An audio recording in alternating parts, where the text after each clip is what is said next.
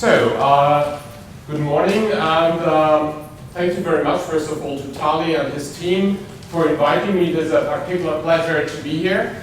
I'm going to talk about what information can do for us to understand where cognition may have been coming from in biology and where we may get it from in robotics. So I would like to thank a lot of people that have been contributing to this work. So it has been done over the last roughly 15 years, a little bit longer, some of the things, and many people have contributed to various aspects of this. And I have this nice quote, or actually it's a quote that I hope to disprove. Basically, Shannon's theory of information has set in motion one of the most farcical trains of misconceptions. Namely, that information is a palpable thing with sufficient integrity to be measured and parceled out. What a nonsense. Of course, we are here, so obviously we do not agree with that, and I'm going to argue, we have to give an argument why we do not agree with this. But I do think that many people have seen information as a problematic concept because of failures to use it in the right way. And I think we are now starting to understand how to do that properly. And I will actually go very quickly into a couple of aspects to start making the argument. So let's start with a question. Why and how did cognition evolve in biology? Right, so what we see is, and this is basically, if you can spend lots of hours on actually looking at examples for this, that sensors in biology are highly optimized. We will return to that later. They often operate at physical limits. It's sometimes really surprising that they do so. Again, there are very nice examples. There are toads who can detect individual photons. You can't get any better than that. There's also indications that humans under certain circumstances can subliminally do so. That's a recent result. On the other hand, you have evolutionary pressure to have high cognitive function. Not always, it depends on your niche, but if you are an octopus, now remember, the octopus's nearest family are mussels and snails, not exactly IQ masters. So an octopus is a highly intelligent animal. In other words, although it lives in a completely different branch of the evolutionary tree as we are, mammals say, you would say, oh, well, mammals' intelligence is some kind of evolutionary fluke. Obviously it's not, because we have at least two examples. And as Ilya Nebenman said so nicely, zero examples is nothing, one example is nothing, but two is a statistics. So the point is that processing is expensive. And the question is, nature seems to capture all information you can get, not quite you can afford to get. That is always in the back of my mind. I will not actually emphasize that, but keep it in mind. Unless you can pay for it somehow metabolically, you cannot, of course, not do it. Now let's move to information theory. And one of the coolest results, actually, is a very simple one. Because it demonstrates that, yes, even with a very abstract notion of cognition, what you can do with cognition, you can already formulate things like requirements, minimal requirements to solve a task. And Ashby was one of the first to see that. And he said, only variety can destroy variety. So you have this really chaotic room of your kid and you want to sort it out. And of course you have to do that, but you can only do that if you have enough variety. More precisely, Shannon Lloyd showed that if you have an open loop controller, and that open loop controller can be modeled by a Bayesian network, like that. So there's no sensor and there's just a fixed policy used at every step. There's no clock here. So basically every step looks the same, but this can be, of course, probabilistic action. And if you look at the best open loop controller and how much entropy reduction it can achieve in one step in the world, they show that if you move to a closed loop controller, so a controller that can watch the world, then the maximum further entropy reduction you can achieve, the maximum you can improve upon the open loop controller is given by the information you take in. This is not a guaranteed improvement, it's only an upper limit. So So you may not be able to improve at all, even if you watch the world. Okay? So this is a nice theorem because it shows that you can make hard statements about cognition and about doing something in an environment. We can improve on that. In some cases, you can make an equality out of it, and here's a very trivial example. So I'm going to consider a trivial navigational task. It's very, very boring. So we have this chemical in this grid world. We start the agent somewhere on a square grid of the size 11 times 11, so it's 121 fields. So it has basically an initial uncertainty of a position of roughly 7 bits. And what the agent is going to do, it can move north, east, south, and west from its position. It can make a step every time, cannot stop in this case. And it will basically take the step that maximizes the value of its chemical sensor, which means essentially it's doing a gradient following. It's really, really boring. So it moves the gradient following. When it sits in the center, it basically will randomly take a step to the side because all the values are the same. Then it will pick one randomly, and then it will flip back and go on and so on. So this is a very simple system, but it allows us to analyze what happens with the information. So basically, remember, the agent started somewhere in this grid world, and in somewhere means an uncertainty of 7 bits in the initial state. And now, of course, if we don't do anything, it would just diffuse around. If the agent would not do a gradient following, it would just diffuse around. But we do the gradient following. And as we do that, basically the agent observes the world W through the sensor S. Has in principle, we could have a processor here, is indicated M like memory. And by the way, it was Tali that noticed that you should actually use the symbol M as opposed to W because it's symmetric with respect to this axis. So W and M can be mapped into each other. And this symmetry is actually quite interesting for other reasons, but I'm not going to go into that detail. Our current gradient follower is purely reactive, which means that we will cut out the brain. It will be a pure reactive system. You sense, you act, and you get a new state in the world. And this is the result you get if you have the agent at the initial state in the world has an uncertainty of 7 bits. As we said, at the end, it's in the center. At the end, it's in the center. So you have squeezed out 7 bits of information roughly. And you can demonstrate that the mutual information between the initial state of the world and the sequence of sensings over its lifetime happens to be exactly that initial uncertainty.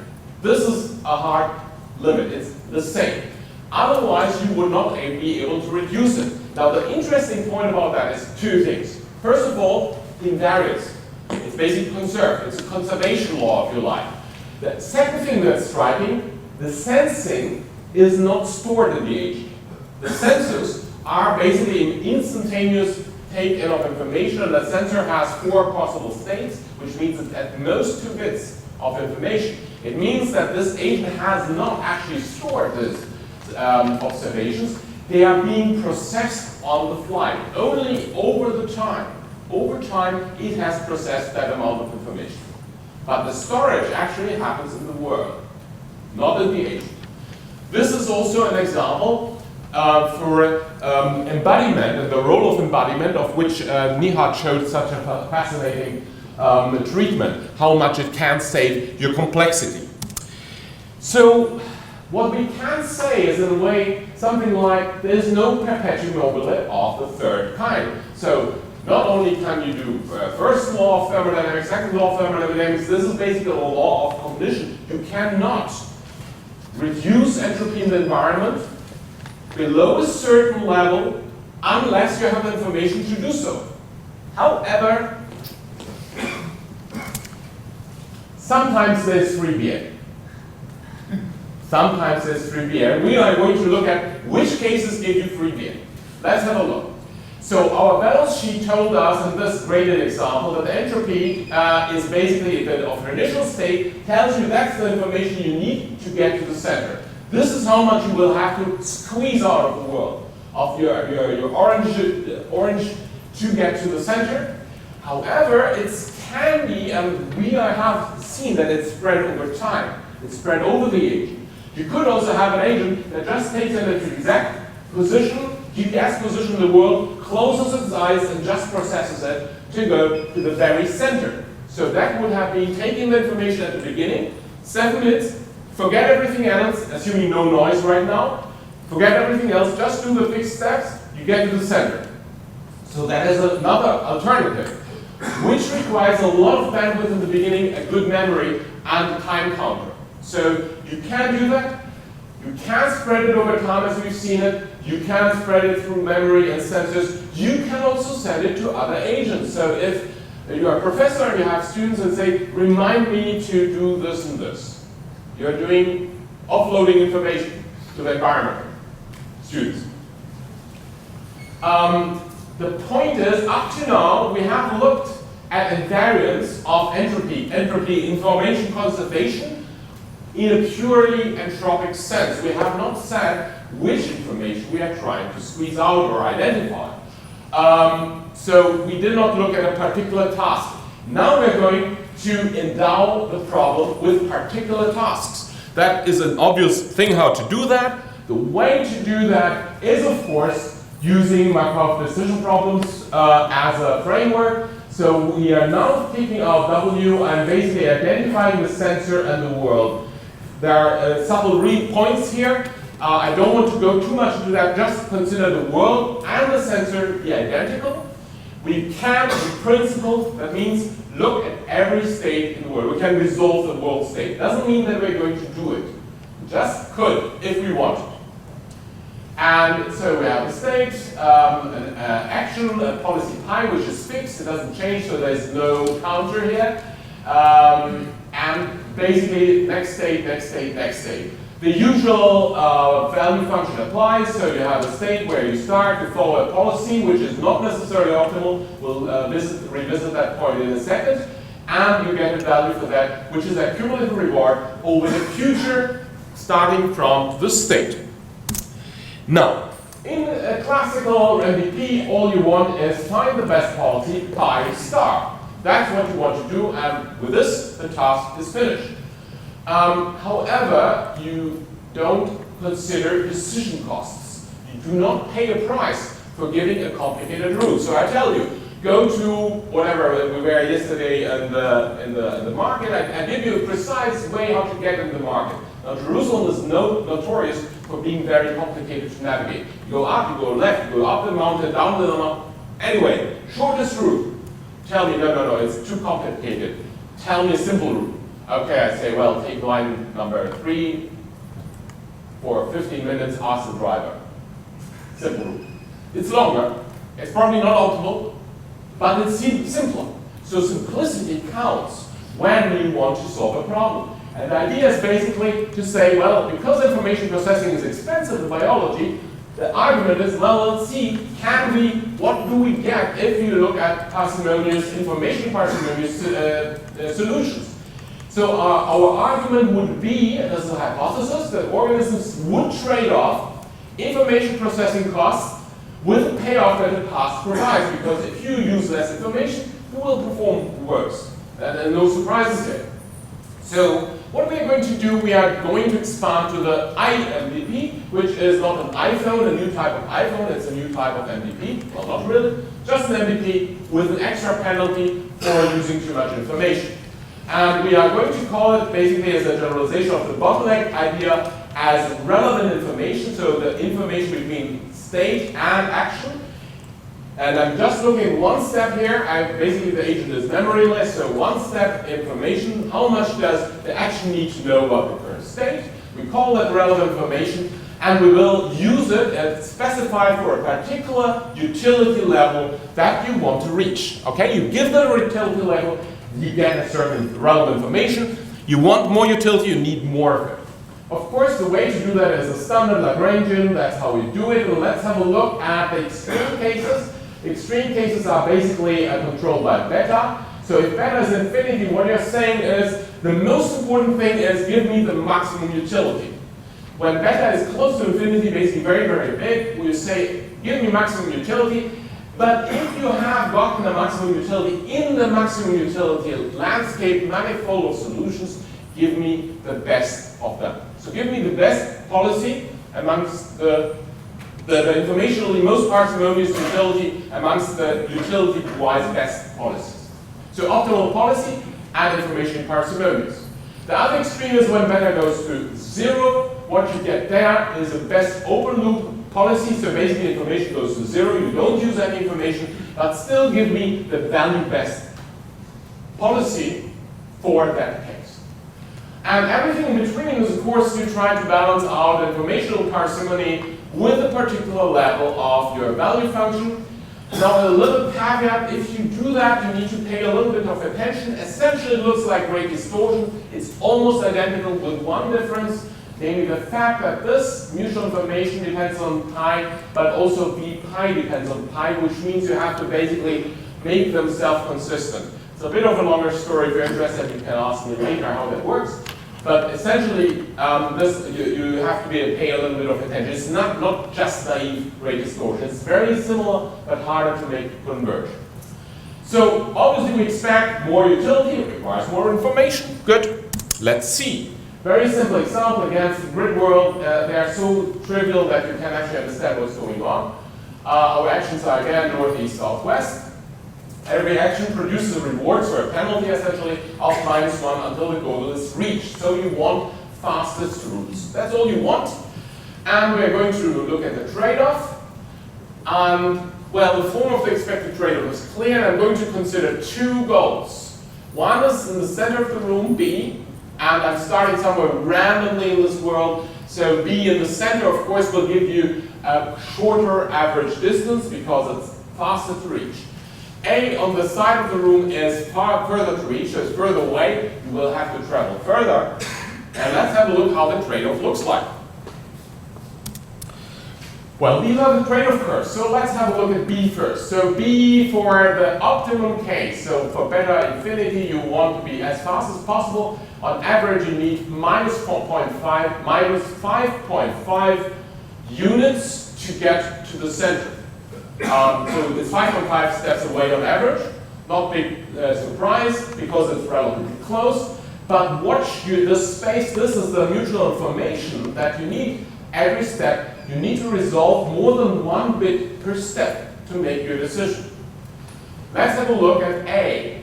A is in the corner, so you expect it to be further away. The penalty is bigger, and you see it's minus 10.5, so it's really worse, a worse value. In terms of value, it's worse. However, look at the mutual information, which is the horizontal axis. Turns out you need only 0.2 bits per step. Why is that? Well, the reason for that is if you lose, let's assume you're in a big plaza somewhere, like Trafalgar Square, you lose your wallet. I'm not mentioning Barcelona because if you lose your wallet there, it's done. But I just want to pause there. But in Trafalgar Square, you lose your wallet, you need to know where it is. You really need to know where it is.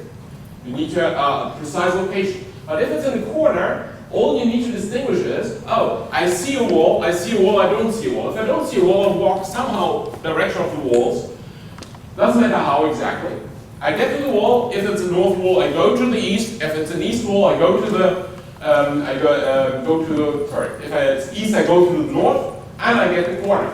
So it's much cheaper to process. You need much less information. You need to distinguish fewer states in fewer cases.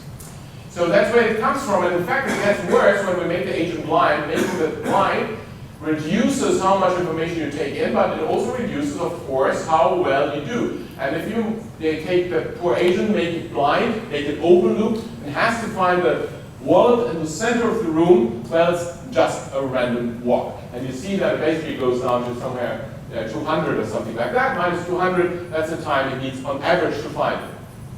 On the other hand, look at the wallet in the corner, and you see it goes down. Yes, of course it will. But when it's in the corner, you process, it's blind, you still can do pretty well. And the trick is, you just randomly mix walking north, walking east, walking north, walking east, and then you shuffle along the wall. It's like a funnel. The environment acts like a funnel to guide you to the wallet. You don't have to do much more than that. The environment is your friend. Now, I'm doing a slight change of experiment, so we mentioned that already. I'm going to look at the same world again. Let's forget about B. It was in Barcelona, the wallet is gone. We only consider A, the cost size before.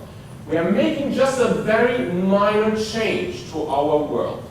It's so minor that some reviewers say, nah, that's the same problem. But it's not. So we are going to commute the directions north, east, south, and west. We are going in each state to pick a different permutation. Every state has a different coding from north, east, south, and west. This is fixed at the beginning of the experiment. So it doesn't change when you run the agent. So as a traditional MDP, this is exactly equivalent. There's no difference. You get the same optimal values, and when you undo the twist, you can basically reverse permute the twist, you essentially can get the original policy, the best policy, no problem. However, what happens if we make it an IMDP? Is it invariant to that? Let's look at our little graphs. You see the graph in red. The graph in red is again our policy for A. For the untwisted world, it's just a copy from the graph before. No changes here. Exactly our old friend A from the original world. Now let's have a look at the green one. The green one is not B. It's A again, but in the twisted world. Let's do a sanity check. A sanity check is the value of the best value. This is V star. We know V star, the optimal policy, should not change in value, whether it's a twisted or untwisted world, because as an MDP, a regular MDP, they are equivalent. In fact, when we check this value and check this value, they are exactly the same. Good. That's a sanity check. Doesn't guarantee we're right, but you know, if that's not right, then we got something really wrong. So that's fine. Now we make the agent blind, and you see what happens. The agent not only does it need much more information for performing well in the twisted world, but when we make it blind, it basically becomes just a random walker. Why is that? Well, the reason is that the twisted world, if we, in the original world, we could just do northeast, northeast, northeast, all good. The problem is, in the twisted world, that doesn't work anymore. Why doesn't it work? Because northeast means this in one point, this in the other point, this in the third point, this in the second point. In other words, you have no guarantee that your directions have any consistency anymore from location to location. So, I would like to emphasize why that is interesting. As a traditional MDP, both experiments are fully equivalent. As an IMDP, you see that the agent in the first case is allowed to take its actions with it, even if it closes the eyes. This action is more or less the same thing in some suitably to define sense. You basically have a real-line set of action at each step. The world is nice to you. Physics is nice to you. There is a consistency. There are laws of physics which transfer from one spot to another. In a way, an embodied agent is basically something like a gauge symmetry. Basically, locally, carries some symmetry which is transfers to the rest of the world. It's not perfect, it's noisy, but it's there. And that helps you to solve your problems more easily. So your embodiment allows you to offload the informational effort to a pre-structured aspect of your environment. So let me move on. We're talking about environments. I'm going to talk a little bit about a sensor evolution. And the question, we're talking about informational drivers of cognition. So this is another topic I would like to look at. So we have looked at our nice curve earlier. So imagine an organism lives here somewhere, and it's very clear that cognitive burden, that's mutual information that it uses to choose its actions. Of course, if it's here, it could easily improve its efficiency. It could use less information for the same quality of value. This is performance. So for the same performance, it could improve the efficiency. And of course, if it keeps the burden, it could become better with the same burden. So it has potential for improvement. Okay? So as long as they are below these curves, we're good. They work together. So performance improvement and parsimony work together to improve the agent's performance. So you want to minimize consumption by the sensors, you want to use extra information. And we get an arms race. When you have a sensor that allows new behavior, you have new actuators, new policies that become possible, that these new policies, you have a sensor that again allows improvement. They can basically mutually improve each other. All very good. They are basically cooperating. Now, this cooperation below the trade-off curve ends up as an antagonistic relation once you are on the curve. Because on the curve, you are like in politics. Politics is being on the Pareto curve. If you improve something for one, the other one will be angry. You don't get any improvement without hurting somebody else. So the sensor improves, well, then basically the sensor doesn't want to improve. It wants to be cheaper, but the actuator doesn't want it to be cheaper because then it can't do its action. So in a way, if you consider them as a kind of pseudo-agents, they operate against each other. And if you want now to adapt any further or to optimize any further, you would actually have to have a co-evolution where both cooperate to co-adapt to the new niche or whatever happens. That makes it difficult to essentially look at adaptation along the trade-off curve. Nevertheless, we do see that. And I have some absolutely fascinating examples. I could make this list, I could tell you 3 hours about this type of examples. They're really, really cool. You find one example is, for example, there are amphibians who hear with their lungs. Okay? Okay, we know that some people who go to the disco listen with their stomach because their ears don't work anymore. It's just boom, boom. Anyway, so it's very loud music. You can't hear it with the ears. But it's basically an adaptation, it's called, when you use some tool or some organ that was used for something else for a different task. Or the infrared sense of rattlesnakes is essentially a skin sensor where the hardware already exists. We have that hardware too, okay? So in principle, it's just a reuse of hardware, of existing hardware. We have the other phenomenon of near-optimal sensors. So there are toads who can identify individual photons, I mentioned that already. And if you look at the inner ear, basically the detection capability of the inner ear operates at thermal noise level. Again, this ends when you go to the disco. It's over, but young children can't do that. So this is pretty good, well as it gets. Question is, how do we adapt along with the Pareto surface? This is what we need here. And how do you drive sense evolution to ultimate physical limits? Because you know, why would we do that? Well, what's the point in doing that without a really clear advantage? Well, I argue that information theory may help us understand this phenomenon. Let's have a look. So we are considering the information bottleneck, and we are going to look at the core relevant information. The core relevant information is the information you really need to take your actions, say the optimal actions. Let's make our life easy.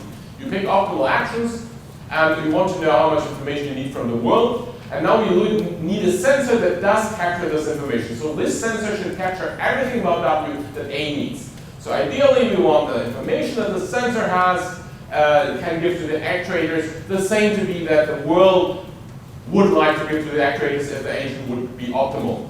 And on the other hand, the boundary condition says this wants to be minimal. We don't want any information. We do not need absolutely. So we have this little world. This is a bug. It wants to go to this goal. One very specific goal. This is a world with a couple of obstacles. And we look at the information optimal policy and optimal policy and some optimal sensor. It's not unique. This is an example for a sensor. The sensor is basically partitioning the world into different states. So every location sends a different signal. I'm here, or I'm here, or I'm here. Okay? Now we can ask the question, well, does the sensor support other tasks? We have one particular goal, but are there other goals that are supported by it? And it turns out, yes, there are. If we forget the dashed line, just look at the dark, the through line. If we sort the goals by performance, so the better goals, the worst goals, we sort them by order of performance. So these are the good ones. This is the optimal goal. We ask the second best goal somewhere here. With the same sensor, it turns out often this is really soft. So you can really get a lot of other goals with the same sensor. So in other words, if your work changes into one of these other goals, you can also get the optimal action there, or very, very close to optimal action, 95% performance. And when you do that, it turns out that essentially you can exaptate through the world all these, this is basically all the possible states in the world as goals, all the possible niches. And when you basically do very few steps to get anywhere in the world. So it's very easy to acceptate because your sensor supports other goals too. So this is one thing that happens. The other thing that happens, I'm skipping that, I mentioned that.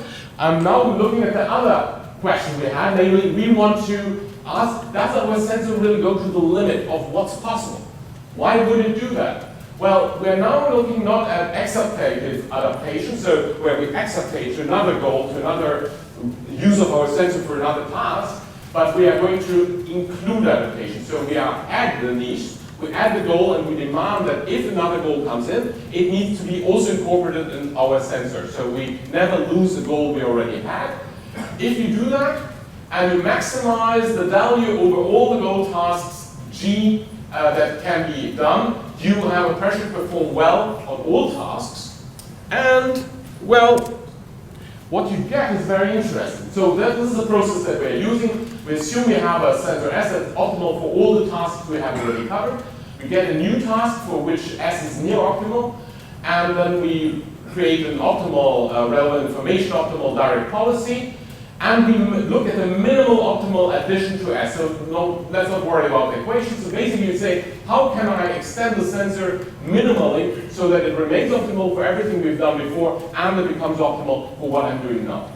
And this can be combined in the equivalent minimal sensor. And when you do that, you see that you optimize very, very fast. So after 5 epochs, you're almost at the optimum, and 2 more epochs, you're essentially having the full resolution. You can solve every task, you can get a sensor that can handle every task in this point world.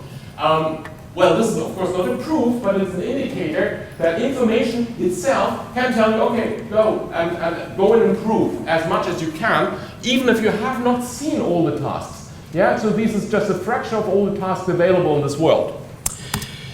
Now, are we just lucky? Are we just lucky? Do we just have big luck that this world does it for us? Well, let's have a closer look at information theory and what it can tell us. So we have to ask ourselves whether these observations are generic, and to do so, we observe the following. There's a general principle. The bottleneck information is clearly bigger than the relevant information. It can be the same, but usually it's larger, and sometimes it's a big factor. So basically the information that the sensor takes in about the world is often much larger than the information that the actuator actually requires about the world, even in the optimal case. Can be factor 3, can be factor 1,000, can be factor 1,000,000. And in fact, this has been considered as wasted information by Chalisi, for example. And basically it's a measure for his, he uses it to measure predictive inefficiency, so it's in the predictive context, or it's also called useless nostalgia by Still and collaborators. So in other words, they say, well, this is actually not what we want. This is stuff we want to throw away. Well, here, I think here they have a pretty big recycling, recycled water issue in Israel. So it's not waste. Just rebrand it and we recycle it. Reuse wastewater. We reuse information. And this is how we like to rebrand it. So we call it piggyback information. It's information that comes in, piggyback to what you actually need. So you want relevant information and, well, I want to travel the jungle and these idiots put this thing up. Well, let's just piggyback, just carry it on. Or you can look at it differently. I want to have this carried to upper atmosphere and I have to then take this piggyback in, although I actually don't want it. I don't want to test the jumbo, I want to test the space shuttle. You can choose whichever way you want. So, if sensors capture more information than relevant, the unused information is piggybacking on the relevant one. Now, what we claim is this is exactly why you get this extra leeway to travel between niches, or a potential for new uses of existing information. So in other words, the piggyback information creates enough space for evolution to have a bit of evolutionary leeway, both to refinement of sensors or to travel to another niche. And I like to make this statement so that you understand this is where information theory can give us hints where cognition and evolution get their drivers from. So essentially you think of this. The world has information, this is gray, and the little bubbles are basically the useless stuff that you don't want. Actuators, this is a useful information. This is what you really want to do, is dark. And the sensors take in a mixture of this stuff. And essentially, the actuators now improve. They become better. They can make use of more of this sensor information. But of course, this changes your niche. So you want better sensors to make better use of this information than actuators. Well, they do better in there, and the sensors go better. And at some point, it stops because you run out of energy. So other limitations kick in. So not informational limitations will be talked about, but others. So how much time do I have? 5-6 minutes. So I'll do two things. I'll say a word about digested information. It's information we had talked about, recycled information. And essentially, I want to talk about swarms, because we had this beautiful talk earlier about swarms. So we have a swarm of agents in the grid world again. It's so much easier to compute than the stuff that the real world does, and unfortunately. In the swarm, you have these agents. They look for food, which is produced and eaten up once you arrive at it. And the point is that agents don't see the food on the distance. They see other agents there. So it's a bit like you're in Edinburgh, you look for a pub. How do you find a pub? You have no idea where a good pub is. You see a group of drunken people, you just follow them. You observe the actions. Why is it possible? Because actions encode something about the state of the world. Remember, mutual information, information between sensing and acting is symmetric. So if you look at the actuations, you know something about the sensing. And probably also about the internal model of the agent. So if we do that, and we let the agent follow the other agents, then we get a very typical picture.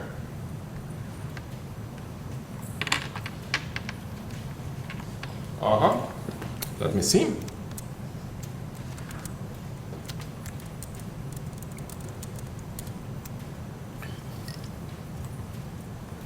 Okay, I don't get the picture for some reason.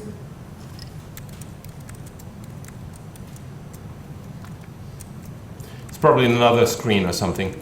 Anyway, so what you see is essentially the classic behavior of cohesion, separation, and alignment. So basically, they stay together because otherwise you do not get them to see each other. They separate because otherwise they don't get new information, and they align because otherwise the information is useless. They will not go in the direction where the other agent has determined there is no food. Okay, let me move on. I want to say two words about empowerment because I know that some people expect me to say that. I wanted actually to not talk about it, but I'll say a few words. Last implication is empowerment, and I will motivate it very quickly. Essentially, the idea is that if you look at biology, the success criterion is survival. The concept of tasks and rewards is not sharp. You can formulate it for things like hunger, etc. But definitely the delay in rewards, and actually rewards, is so far away that the problem is that the search space is a little bit too large for direct feedback. And feedback by death, as you would expose by naive Darwinism, is a little bit too sparse. So, well, there are several solutions, of course. Of course, nature has a lot of dense networks of homeostasis, but the problem is they are specific to organisms, and if you do artificial agents, you have to design them on a case-to-case basis. The question is, can we do better? And there are several very cool ideas that have come up in the last decade and a half, and by Schmidt-Huber already suggested some ideas like that in 1991. Artificial curiosity, learning progress, automatic principle, intrinsic reward, are all measures that try to capture this aspect. I don't have a clear reward, nevertheless I want to do better. Homeokinesis and predictive information has been mentioned by Nihan already, and there's another principle called causal entropic forcing, to which empowerment is very related. The idea is optimize the informational fit into the sensory motor niche, or rather maximize how much information you can inject into the environment and recapture. So basically the message is being in control of one's destiny is good. You need to know about it too. So this is a really nice statement that basically sums it up what you're doing. And this can be formalized in the language of information theory using channel capacity. Essentially, it's an information theoretic version of controllability and observability. And I'm going to skip the detailed explanation. I'm going to give you an example. This is a very simple example. You have a world where you have basically an agent that lives in this world and essentially looks how far can it go in a fixed number of steps, 1 step, 2 steps, 5 steps, 10 steps, and essentially when it can reach more fields, it can inject more information to the environment. It's a very trivial example, but it shows that you see basically a point which pretty much tallies with what a handcrafted measure, namely graph centrality. This graph centrality of a particular point gives you. So this is handcrafted for a graph. This is empowerment, so it's completely universal to whatever system you're looking at. And I'm going to show you an example which is nice, LQR pendulum driven by empowerment as a driver. Of course that will, this one shows, good. So this is an Atrobot and it's driven by a bang-bang controller. And it was very clear in the experiments that the bang-bang controller almost got it to the top. The problem is this is really hard to control, and at the top you really have a problem. So the ingenious idea that Tobias Jung had was actually giving it just an LQR controller for the top position into the toolbox. We didn't tell it when to use it. It would just use it when it wanted. And that's what it did. And you see the balancing at the top is only achieved with the LQR controller, but the controller is only picked by empowerment itself. You lead it out, you see that it tries to get to the top. It just doesn't stay there because bang bang is really rough. And I have another example kind of for the end.